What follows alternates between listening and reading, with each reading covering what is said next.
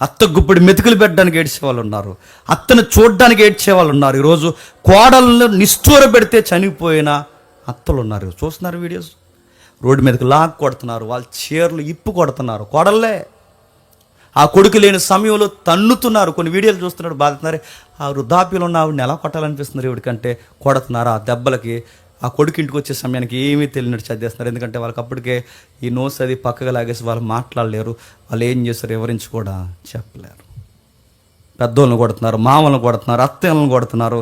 నడుతున్నాను రూతమ్మని చూడండి, దిక్కు లేని ఒక విధవరాలు కొరకు, వయసు అయిపోయిన ఒక విధవరాలు కొరకు, రేపు 4 సంవత్సరాల నుండి చచ్చిపోయి ఆమె కొరకు తన చిన్న జీవితాన్ని తెచ్చి ఎవరికి అప్పగిస్తుంది చెప్పండి? తన అత్తయ్య గారికి అప్పగిస్తుంది. చూడండి, ఎలాంటి అమ్మాయిని దేవుడు దీవించకపోతే ఎలాంటి అమ్మాయిని దీవిస్తాడు చెప్పండి? మీకు మాట చెప్పిన బైబిల్ ఒక మాట ఉంది, అవసరంలో ఉన్న వారిని ఆదరించండి అని ఉంది. ఎవరైనా బయట అవసరాలు ఉంటే వారిని ఆదరించండి అని బైబిల్ చెప్తే, అరే అవసరాల్లో ఉన్న వారిని బయట వారిని ఆదరించమని బైబిల్ చెప్తే, మరి నీ ఇన్లాస్ని నువ్వు ఆదరించవా? నీ చట్టపరమైన లేదా నీ భౌతికమైన నీ రక్త సంబంధం నువ్వు ఆదరించ, బయట వాళ్ళని ఆదరించమని బైబిల్ చెప్పినప్పుడు మీ అత్తను ఆదరించకపోతే దేవుడు నీ ప్రార్థనలు వింటాడా? మీ మామను నువ్వు చూడకపోతే నీ ప్రార్థనలు దేవుడు వింటాడా? నువ్వు ఏ పని చేయకుండా ఇంట్లో అలా ఖాళీగా తిరుగుతుంటే నీకు మంచి భవిష్యత్తు ఎలా ఇస్తాడు అనుకుంటున్నావు?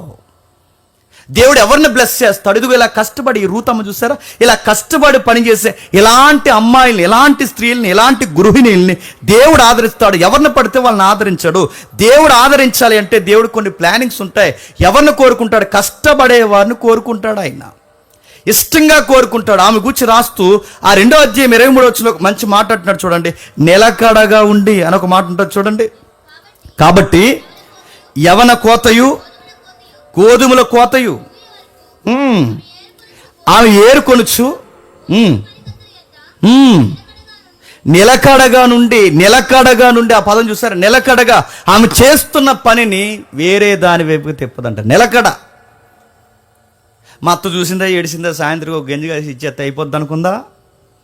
నిలకడగా పనిచేసి అంటే ఆమె గూర్చి రైటర్స్ ఏమని రాస్తున్నారు, ఆమెను గూర్చి ఆ పొలంలో పనిచేస్తున్న ఏమని కితాబిస్తున్నారు? నిలకడగా. ఏదైనా గుర్తుపెట్టుకోండి, దేవుడు లైఫ్లో సక్సెస్ ఊరకే ఇవ్వడు. చేసే పనిని చెప్పండి నిలకడగా చేయండి. మీకు మాట చెప్తున్నాను వినండి, కష్టపడితే కానీ జాబు రాదన్న సంగతి మనకు తెలుసా తెలియదా? ఇప్పుడు రివర్స్ చెప్పండి, కష్టపడతామా? కానీ మనకేమొచ్చేయాలి? నీ బంధు వస్తుంది జాబ్. కష్టపడితే కానీ జాబు రాదని మనకు తెలిసినప్పుడు మరి నువ్వు కష్టపడకుండా నీకు జాబు దేవుడు ఇచ్చేయమంటే అలా ఇచ్చేస్తాడు. చదువుకోకపోతే జీవితం ఉండదని మనకు తెలుసా తెలియదా? కానీ చదవం, కానీ జీవితం మాత్రం బాగుండాలి. ఎలా ఇచ్చేస్తాడు జీవితం అడుగుతున్నాను నేను. యంగ్స్టర్స్ మిమ్మల్ని అడుగుతున్నాను, ఆడపిల్లలు మగపిల్లలు మీ అందరిని అడుగుతున్నాను. కష్టపడకుండా దేవుడు ఎలా ఇస్తాడు? ముందు నువ్వు కష్టపడు, నువ్వు కాళ్ళు గదుపు, నువ్వు చేతులు గడుపు, నువ్వు వల్లంచు, ముందు నువ్వు ఏదో ఒకటి చేయి. ఆయన ఏదో ఒక క్రియ జరిగించాలంటే ముందు నువ్వు క్రియ చేయాలిగా. ఊరకే దేవుడు ఆకాశం నుంచి ఇలా చెయ్యి వచ్చేసి ఇలా ఏదో సముద్రాన్ని వేరు చేసినట్టు, ఎర్ర సముద్రాన్ని వేరు చేసి నువ్వు వస్తుంటే దేవుడు సైడ్ ఇవ్వండి అంటాడు అనుకుంటున్నావా? కష్టపడాలి. కష్టపడకపోతే ఉద్యోగం రాదు, కష్టపడి చదవకపోతే భవిష్యత్తు బాగోదు. కష్టపడకపోతే దేవుడు కూడా నిన్ను దీవించి ఏమీ ఎరగదీయడు. నువ్వు కష్టపడాలి. రూతమ్మ నిలకడగుండి కష్టపడుతుంది. ఎంత నిలకడగుందంటే ఆమె చేసే పనిని ఫోకస్ని ఎక్కడికి మార్చదట. ఆ పెద్ద ఆయన ఉన్నాడు, బోయాజు గారు, అమ్మా నీ గురించి నేను మంచి సాక్షి విన్నాను, నువ్వు వెనకాల పొలంలో ఈ పరగలన్నీ ఏరుకుంటున్నావు, నీ గురించి నేను విన్న తర్వాత నాకు అర్థమైంది. నువ్వేం చేస్తావంటే నువ్వు పరిగెరుకోవడమే కాదు, నిన్ను ఒక సలహా అడుగుతున్నాను, నీకు పని అప్పగిస్తున్నాను, నువ్వేం చేస్తావంటే ఒక పక్క పరిగెరుకో, మరో పక్క ఈ పని ఎలా చేస్తున్నారో కూడా నువ్వు చూడండి. ఇప్పుడు 2 పనులు నిలకడగా చేస్తుందంటే అది కదా అమ్మాయి అంటే. ఆ పని చేస్తుంది చెప్పండి, ఈ పని చేస్తుంది. మనం ఈ పని చేస్తే ఆ పని గాలిగిపోద్ది, ఆ పని చేస్తే ఈ పని గాలిగిపోద్ది. అందుకే మధ్యలో డ్రైనేజీలో పోతారు. మళ్ళీ చెప్తున్నా, 2 చేయాలి. అమ్మ ఎంత బ్యాలెన్స్గా మెయింటైన్ చేస్తుంది చూడండి, తన టైం టేబుల్ని ఎంత చక్కగా మెయింటైన్ చేస్తుందో చూడండి. అన్నీ కరెక్ట్గా జరిగిస్తుంది, కష్టపడుతుంది, పని చేస్తుంది, తన యజమాని చెప్పిన మాటలు కూడా గౌరవిస్తుంది, నిలకడగా పనిచేస్తుంది. సాయంత్రానికి 13 కేజీలు గోధుమలు ఏరేసిందంట. రోజుకు 13 కేజీలు ఏరితే నెలంతా ఏరితే ఎంత సంపాదిస్తుంది చెప్పండి? సెటిల్ అయిపోతుంది నెలలో. మళ్ళీ చెప్తున్నాను, రోజుకి 13 కేజీలు ఏరితే నెలంతా ఏరితే మళ్ళీ చెప్తున్నాను, వాళ్ళకి మళ్ళీ సీజన్ అయ్యే వరకు ఇంకొకరి దగ్గరికి వెళ్ళి అడుక్కునే పరిస్థితి ఉందా? అది కష్టపడితే అలా కష్టపడాలి, గుర్తుపెట్టుకోండి. డబ్బు సంపాదించాలనుకుంటున్నారు, మళ్ళీ చెప్తున్నాను, నేను డబ్బుల కోసం సలహా ఇవ్వట్లేదు, కానీ డబ్బు సంపాదించాలనుకుంటున్నారా? డబ్బులు సంపాదించడం సూత్రం ఏంటి చెప్పిన? డబ్బు సంపాదించడం సూత్రం కాదు, ఎచ్చలవిడి ఖర్చులు చేయకపోవడం కూడా డబ్బు సంపాదించడం, గుర్తుపెట్టుకోండి. అని సేవ్ చేయండి, రూపాయి దాయండి, రూపాయలు పసిగట్టండి, దాన్ని జాగ్రత్తగా అబ్జర్వ్ చేయండి. అరే డబ్బులు ఎలా సంపాదించడం కసి సాధించి దాన్ని దాయ్, సేవ్ చేయి. దేవుడు ఎలా అన్నాడు? యథార్థముగా కష్టపడిన వాడు రెక్కల కష్టాన్ని చెప్పండి ఆశీర్వదిస్తాను అన్నాడు. మనం ఏం కష్టపడం, రూపాయి దాయం, ఏ సేవింగ్స్ ఉండవు. నాకు లక్షలు నెలకు వచ్చేయాలంటే ఎలా వచ్చేస్తే? ఏంది కష్టం మీద హార్డ్ వర్క్ ఏది? నువ్వు ముందు కష్టపడితే దేవుడు ఖచ్చితంగా నీ రూపాయిని దీవిస్తాడు. ఎవరు ఊహించలేని ధనం తెచ్చి నీకు పెడతాడు. ముందు కష్టపడు. తర్వాత అమ్మాయి గురించి మంచి సాక్ష్యం ఉంది. 1, ఆమె నిలకడగా పనిచేస్తుంది. 2, తన అత్తను దులిపోదు. 3, ఆమె కష్టపడడానికి సిగ్గుపడదు. నేను లాస్ట్ వీక్ చెప్పానుగా, లింగులింగం అంటే ఎంత పాస్ అయితే ఏదైనా పని చేయమంటే చేస్తున్నారా? లింగులింగం అంటే ఎంత పాస్ అయితే ఏదైనా పని చేయమంటే చేస్తున్నారా? పని చేయడానికి ఎంత నామోసియో. పనులు చేయాలి. మగపిల్లగాళ్ళైనా ఆడపిల్లలైనా పనులు చేయాలి. నేను ఎవరు చూస్తారో లేదో నాకు తెలియదు, కానీ నీ కష్టపడే తత్వాన్ని దేవుడు ఖచ్చితంగా చూస్తాడు. 3వ అధ్యాయం వచ్చేసరికి ఆమె గురించి టెస్ట్ మని చెప్తున్నాడు. తను ఎంత ప్యూర్గా ఉందో ఆ లోకం మాట్లాడుకుంటుందంట. 3వ అధ్యాయం 10వ వచనం, అతడు నా కుమారి యెహోవా చేత కొద్దివారినే కానీ గొప్పవారినే కానీ నీ మునుపటి సత్ప్రవర్తన కంటే వెనకటి సత్ప్రవర్తన మరీ ఎక్కువైనది. ఇక్కడ జాగ్రత్తగా వినండి. ఇక్కడ తన శీలాన్ని గురించి మాట్లాడుతున్నాడు. చూడండి ఏం జరిగిందో టెక్స్ట్ మీకు తెలుసు. 3వ అధ్యాయంలో ఏం జరిగిందో, వాళ్ళ అత్తయ్య గారు ఉన్నారుగా, ఎవరు? నయోమి. ఆవిడ సలహా ఇచ్చింది, అమ్మా నీకు విషయం చెప్పాలి, ఎవరు పొలంలో ఏరో అని అడిగితే, పలానా ఎవరో బొయాజ్ గారట, ఆ బాస్ పొలంలో ఏరనంటే, ఆయన ఎవరో కాదు, మనకి బంధువు. నీకు పని చేయి, నీకు బంధు ధర్మం జరిగించాలి. నువ్వేం చేస్తావంటే, నైట్ టైం అయినా అక్కడ నిద్రపోతాడు. ఆ నిద్రపోయినప్పుడు వాళ్ళ ట్రెడిషన్ అండో, మీరు తీసుకోకండి, అది వాళ్ళ ట్రెడిషన్. అక్కడ ఆ ట్రెడిషన్లో కూడా ఆవిడకి నైతికత ఉందని చెప్పడానికి ఆ పాయింట్స్ నేను చెప్తున్నాను. ఆయన నైట్ టైం నిద్రపోతాడు. నిద్రపోయినప్పుడు ఏం చేస్తావంటే, అక్కడికి వెళ్ళి తన కాళ్ళ దగ్గర ఆ దుప్పటి తీసుకుని కప్పుకొని అక్కడే నిద్రపో. నేను ఈ మాట అంటున్నాను, తప్పుగా ఏమనుకోకండి. ఎన్నో ఇతిహాసాలు చదివాం, ఎన్నో గ్రంథాలు చదివాం, ఎన్నో పుక్కటి పురాణాలు చదివాం. ఒంటరిగా ఉన్న వాళ్ళు కూడా అనేక ఇతిహాసాల్లో ఆడవాళ్ళు ఏం చేశారు చెప్పండి? మారులు కొలుపారు. కానీ రూతమ్మ ఏం చేస్తుంది చెప్పండి? ఏం తెలియని అమాయకంగా కాళ్ళ దగ్గర నిద్రపోతున్నప్పుడు ఎంత ప్యూర్గా కనబడుతుందో చూడండి. ఒక మగాడు ఒంటరిగా ఉన్నప్పుడు ఆ కాళ్ళ దగ్గరికి పోయి అలా అంత కోమలంగా ఎలా నిద్రపోయిందో నాకు విచిత్రంగా ఉంటుందండి వచనం చదువుతున్నప్పుడు. ఈరోజు ఎవడో బస్ స్టాండ్లో చూసాడు, చూడండి అక్రమ సంబంధాలు ఎలా ఉంటాయో. ఊరు వెళ్తుందంట, బస్ స్టాండ్లో నిలబడిందంట, అలా ఇలా బస్ వైపు చూసిందంట, ఈ లోపల గాలి ఏదో వచ్చాడట, అక్కడి నుంచి ఆడు చూశాడట, జస్ట్ 4 minutes నవ్వాడంట.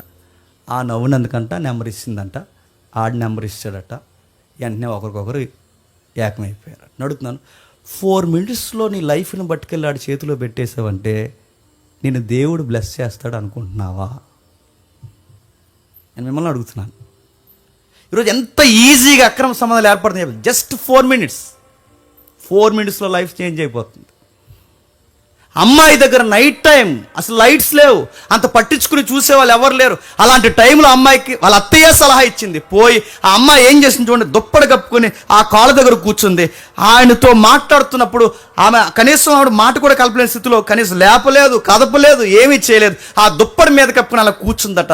ఆమె కూర్చున్నప్పుడు తెల్లవారుజామునో లేదా మిడ్ నైట్ ఎప్పుడో ఆ కాళ్ళ దగ్గర ఎవరున్నారని చూసేసరికి అమ్మాయి ఉంది. ఆశ్చర్యపోయాడు. అమ్మాయి నీకు విషయం చెప్పాలి, ఒక విషయం అడగాలి, నీతో కొన్ని మాటలు మాట్లాడాలి. మా ఊర్లో చాలామంది లూజ్ క్యారెక్టర్లు అమ్మాయిలు ఉన్నారు, నాకు తెలుసు. మా ఊర్లో చాలామంది లూజ్ క్యారెక్టర్, ఎందుకంటే అప్పటికే న్యాయాధిపతులు చదువుతున్న మనకు అర్థమైపోతుందిగా, ఎవరికి నచ్చినట్టు వాళ్ళు పోతున్నారు, స్త్రీలు పురుషులు ఎవరికి నచ్చినట్టు వాళ్ళు పోతున్నారు. అలాంటి టైంలో మా ఊర్లో చాలామంది చెడిపోయిన లూజ్ క్యారెక్టర్స్ ఉన్నాయి, కానీ నువ్వు అందరిలాంటి దానివి కాదు. నాకు అర్థమవుతుంది నువ్వు నా దగ్గరకు వచ్చినప్పుడు. నువ్వు అందరిలాంటి అమ్మాయి కాదు, అందరిలాంటి దానివి కాదు. నేను సాక్ష్యం చెప్పగలను, అందరు పిల్లలు వేరు, నువ్వు వేరు.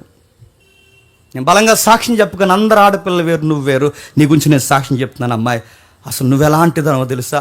నీ ప్రవర్తన, నీ యొక్క విధి విధానాలు నేను చూస్తున్నప్పుడు నాకు అర్థమవుతుంది, నీలాంటి దాన్ని దేవుడు దీవించకపోతే ఇంకెలాంటి దాన్ని దేవుడు దీవిస్తాడు. ఇప్పటి వరకు నీ భర్త చనిపోయిన ఇప్పటి వరకు ఎంత నిష్ఠాగరిష్ట కలిగి నువ్వు జీవిస్తున్నావంటే, దేవుని కొరకు, అత్తయ్య కొరకు, కుటుంబం కొరకు, నైతికత కొరకు ఎంత కష్టపడి నువ్వు దేవుని కొరకు ఎంత నిష్ఠ కలిగి ఉంటున్నావంటే, నీలాంటి వాళ్ళని దీవించకపోతే దేవుడు ఇంకెలాంటి వాళ్ళని దీవిస్తాడు. చాలామంది అడుగుతారు, నిష్ఠగా ఉండి ఏమీ చూడకుండా ఎవరితో మాట్లాడకుండా కసిగా బతికితే ఏటి లాభం అంటే, ఏటి లాభమో చెప్పనా? రూతమ్మలాగా రాణించేస్తాడు. మళ్ళీ చెప్తున్నాను, ఒక విధవరాళ్ళు చూసిన, ఎక్కడో దేశంలో ఒక మూలనున్న విధవరాళ్ళు చూసిన దేవుడు నిన్ను చూడ్డా?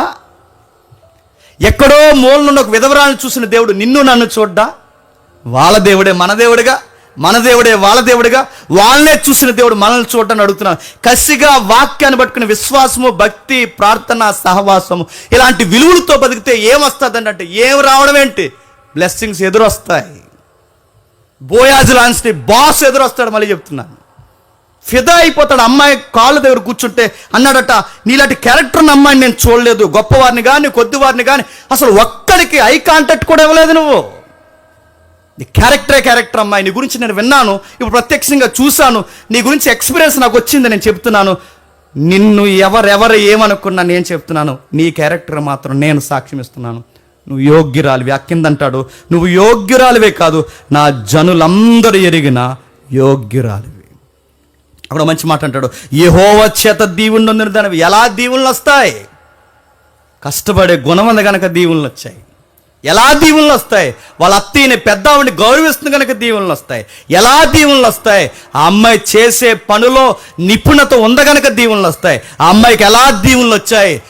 గొప్పవాడిని కానీ కొద్దివాడిని కానీ ఏదో ఒక కుర్రోడిని చూసుకుని ఒక జంట కలుపుకుందాం అనుకునే రకం కాదు కనుక దీవులు వచ్చాయి. పొలంలో ఏరుకుంటున్నప్పుడట చాలామంది కుర్రోళ్ళు చూశారట. చూసింది ఆ కుర్రోళ్ళ వైపు, చూస్తున్నాడా నా ఎంకే చూస్తున్నాడా? అడగదు, అలాంటి పిచ్చి డైలాగులు. ఇప్పుడు బయట అయ్యే ఈ పక్కన ఉంటుంది ఒక గాలిది, ఆ గాలి చెప్తుంటుంది, చూస్తున్నాడా నీ ఎంక? చూస్తున్నాడా? మళ్ళీ చూస్తాడా? మళ్ళీ చూస్తాడు. శ్మశానాన్ని తీసుకోవడం చూస్తాడు. చూడు, ఆడు చూస్తున్నాడా? చూస్తున్నాడు. నీ బొంద చూస్తాడు, అడుగుతాడు. ఆడు చూస్తాడు, చేతపడేస్తాడు, అలా చూస్తాడు. ఆడు చూడగాడిని అడుగుతాడు, చూస్తున్నాడు. ఆడు చూడండి, నేను చూడను, చెప్పు ఆన్సర్. ఆ ఎదవ నిన్ను అడిగితే చూడండి అని చెప్పు.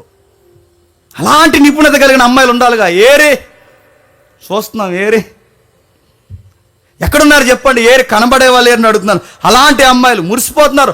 నలుగురు ఎవరైనా చూస్తే చాలు, చూస్తున్నారు. పెద్ద హీరోయిన్లు మోనాలిసాలాగా ఫీల్ అవ్వకండి, చూసినా చూడకండి, అప్పుడు మోనాలిసాకు బావవుతావు నువ్వు. రిప్లై ఇవ్వకండి, కనీసం చూడకండి. రూతమ్మకి ఎంతమంది పొలంలో ఎంతమంది ఉన్నా ఎవరిని పట్టించుకోలేదట. ఈ పాయింట్ కూడా నొక్కుతున్నాడు చూడండి. ఈ పాయింట్ మొగోడు కనుక, ఆ మొగోడికి అర్థం, మొగోడు చూపులు మొగోడికి అర్థమవుతాయి. ఆ మొగోడు కనుక ఆయన అంటున్నాడు, గొప్పోళ్ళు తిరిగారు, చెప్పండి, చిన్నోళ్ళు తిరిగారు, ఒక్కడేటి ఎంతమంది నీకు ప్రపోజ్ చేశారు కానీ ఒక్కడ పట్టించుకున్నావా? అది రూత్ అంటే. అందుకే ఈ రూతు, నేను చూస్తున్నాను రూతు, నువ్వు నిజంగా నీ పేరుకి తగ్గ సౌందర్యవంతివి, సౌందర్యం కలిగిన దానివి. నీ ప్రవర్తన మునుపటి ప్రవర్తన కంటే సత్ప్రవర్తన మరీ ఎక్కువైనది. ఆ మోయాబు దేశంలో ఉన్నప్పుడు ఎంత గొప్పదానివని సాక్ష్యం ఉన్నావో, మా దేశంలోకి నీ భర్త చనిపోయి వచ్చిన తర్వాత కూడా జీవితాన్ని నడుము కట్టుకుని బతుక చూసావా? ఇలాంటి అమ్మాయిలు మా దేశంలో ఉండాలబ్బా. మా ఇజ్రాయెల్ దేశంలో అసలు అమ్మాయిలు అంటే మా ఇజ్రాయెల్ దేశంలో ఉండాలి. మా దేశం అంతా పాడైపోయింది. కానీ నా ఊరిలో, మా ఈదులో, మా పట్టణంలో, మా దేశంలో ఇలా పాడైపోయిన అమ్మాయిల మధ్య ఒక అన్యురాలివి మా దేశానికి వచ్చి ఎంత ప్యూర్గా బతుకుతున్నావు. నీలాంటి దాని సంబంధం వచ్చినప్పుడు నేను ఎలా కాదనగలనని కళ్ళు మూసుకుని ఏం ఆలోచించకుండా ఓకే చెప్పేశాడు చూడండి.